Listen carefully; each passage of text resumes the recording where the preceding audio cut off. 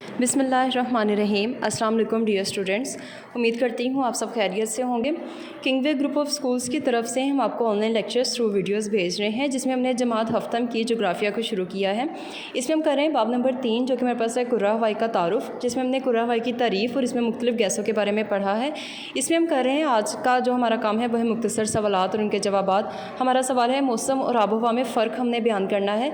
तो मौसम और आबो हवा में क्या फ़र्क है कि मौसम किसी ख़ास वक्त की फ़िज़ाई कैफियत होती है, जैसे अभी गर्मी है, अभी बारिश है, इस तरह से। और आबो हवा जो होती है वो एक तवील अरसे की जो मौसमी कैफियत होती है उसको हम कहते हैं आबो हवा। जैसे किसी इलाकों की आबो हवा होती है गर्म होती है, कईयों की खुश्क होती है, इस तरह से। और आबो हवा में तब्दीली के ख़तरात को देखते हुए 2009 में डेनमार्क में एक बैनुल-अक़वामी कॉन्फ्रेंस मुनक्किद हुई थी।